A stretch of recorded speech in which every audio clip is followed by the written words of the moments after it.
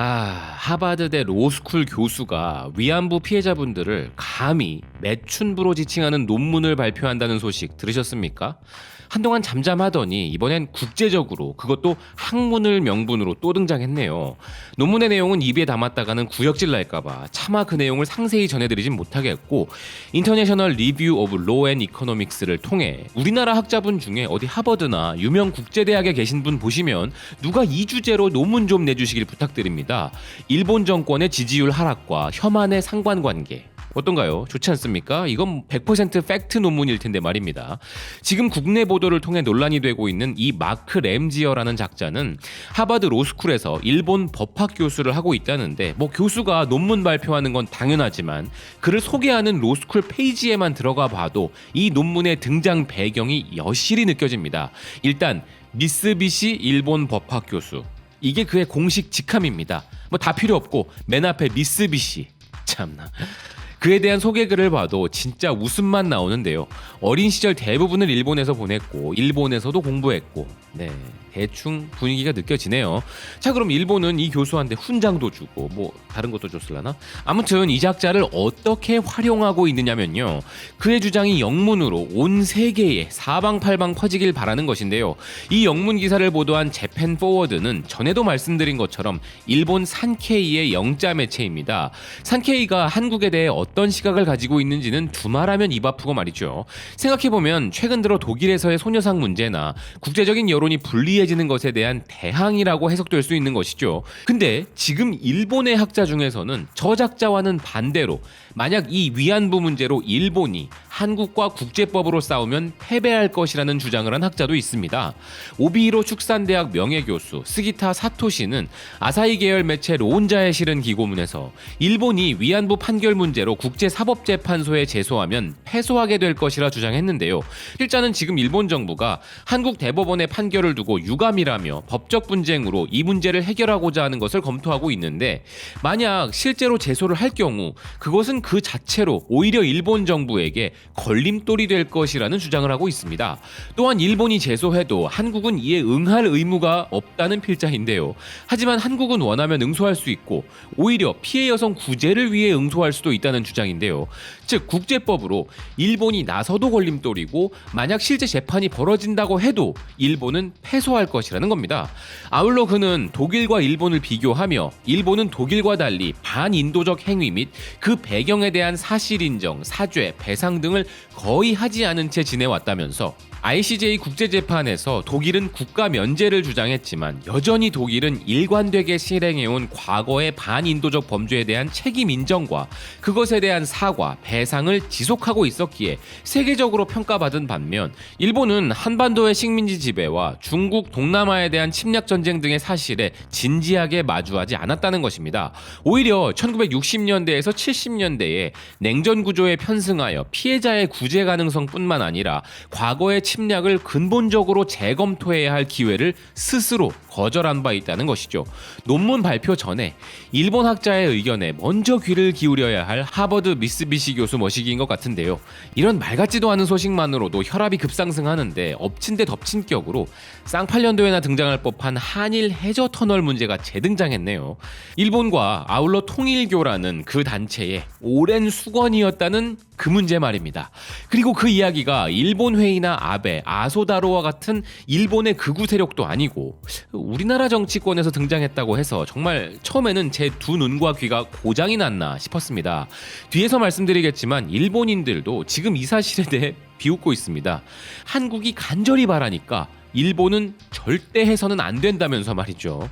가급적 정치 이야기는 하지 않고자 노력하는데, 지금 이 문제는 부산을 두고 여야가 경쟁하는 문제를 넘어선 부분이고, 하물며 일본의 비웃음을 사고 있어 정치 문제가 아닌 한일 문제 사안으로 해석되어 한마디 안 할 수 없는 것인데요. 일단 지금 나온 이야기를 들어보니 국민의힘 비상대책위원장 김종인, 이분 맞죠? 아무튼 이분이 지금 부산시장 보궐선거와 관련한 부분으로 한일 해저터널 건설을 적극적으로 검토해 나가겠다 말했다고 들었습니다. 엄청난 경제 효과와 고용 유발 효과를 거둘 수 있다고 하셨다던데 맞나요? 진짜 그런가요? 아니 정말 몰라서 물어보는 겁니다.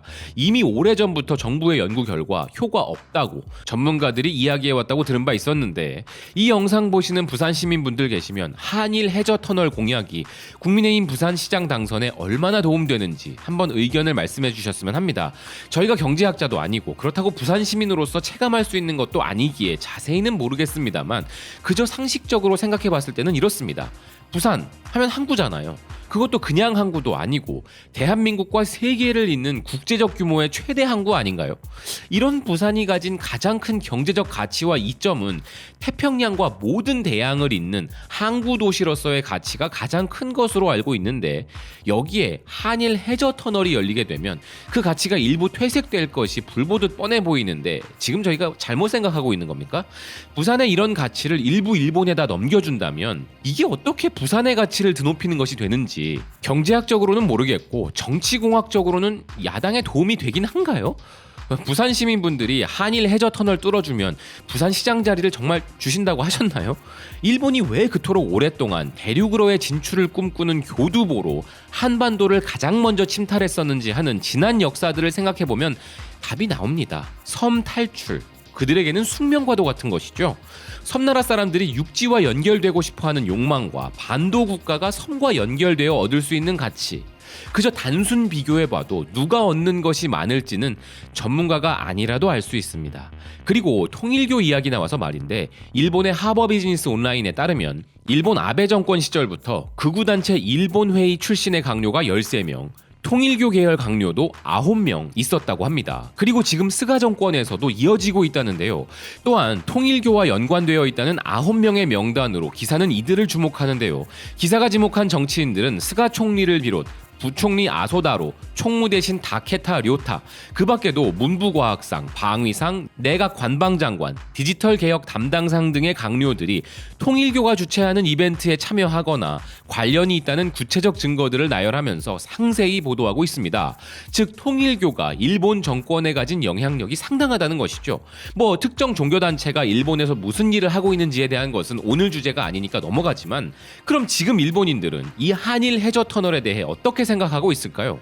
이 소식이 일본에 전해지자 일본 네티즌들은 생각은 자유지만 이런 귀찮은 한국과 계속 이어지는 것은 싫다. 무조건 거부다. 노제팬이라면서 왜 연결되고 싶어 하는가? 즉, 이 네티즌은 일본이 아니라 한국이 일본과 연결되길 간절히 바란다는 것이죠. 한일 해저 터널은 잠재적 위험이 높다. 현재 한국은 북한 쪽이며 한반도가 적화되면 일본의 침공이 편해진다. 한일 관계는 최악이며 국교 단절하라는 목소리도 높으니까 한일 해저 터널은 단호하게 저지해야 한다. 보이십니까? 이 네티즌 역시 일본인의 시선으로 보기에 한국이 일본과 연결되지 못해 간절하다고 인식 중입니다. 있을 수 없다. 그러나 적은 내부에 있다. 일본의 의원들과 언론은 돈으로 움직이기 때문에 감시하지 않으면, 내부의 배신자를 찾아 단죄하지 않으면 의미가 없다. 이 네티즌은 통일교와 관련한 일본 정치인들에 대해 뭔가 이야기하고 싶은 건지도 모르겠네요. 그 밖에도 일본에 어떤 장점이 있나, 많이 있다고 해도 한국 측이 압도적으로 유리할 뿐이잖아. 일본은 막대한 건설비를 들여 터널을 건설하고 그리고도 반일의 폭풍을 만나는 꼴을 당한다. 일본은 대한국 정책에서 과거의 실패를 되풀이하지 마라. 한국 정부도 한일 해저 터널은 반대겠지만 일본은 절대 거부할 것이다. 어느 정도 신뢰관계가 있는 영국과 프랑스의 도버 해협 터널은 성공했지만 전혀 신뢰관계가 없는 한일 간에는 있을 수 없는 이야기. 자, 김종인 국민의힘 비상대책위원장이라는 분이 부산시장 보궐선거 유세를 지원하기 위해 한일 해저 터널 공약을 꺼내든 데에는 설마 부산 시민 잘못되라고 이런 공약을 하진 않았을 겁니다. 그리고 이런 공약을 함에 있어 한국이 어딜 감히 일본에 매달리나 하는 이런 일본의 반응을 듣고 싶어 이야기한 부분도 아니라고 생각합니다. 분명 부산 시민들에게 도움되는 정책이라고 생각해서 당내 브레인들이 내놓은 전략적인 시장 선거 공약 중 하나겠죠. 근데 이거 말고 다른 공약으로 여당 후보와 선의의 경쟁을 좀 해주시면 안 될까요? 여야 간에 누가 더 부산 시민을 사랑하는가를 두고 선의의 경쟁을 경쟁을 펼치는 것은 당연한 것이고 그에 따라 공격적이고 파격적인 공약이 뒤따르는 것도 알고 있습니다. 그게 정치니까요. 그럼에도 당부드리고 싶은 것은 이 공약 말고 다른 좋은 공약으로 부산 시민분들의 마음을 얻는 경쟁을 해주십사 하는 것이죠. 염치불구하고 부탁드려 봅니다. 정당 정치가 존재하는 한 여당도 야당도 국민에게 좋은 정책을 펼치고자 노력하는 것이 맞지만 이 문제는 여야의 문제도 정치의 문제도 넘어섰습니다. 부산 시민분들과 부산을 사랑하는 방법으로 이렇게 일본이 착각하게 만드는 공약 말고도 더 훌륭한 공약을 많이 만들어낼 수 있는 우리 정치권이라 생각합니다. 시청해주셔서 고맙습니다. 또 뵙겠습니다.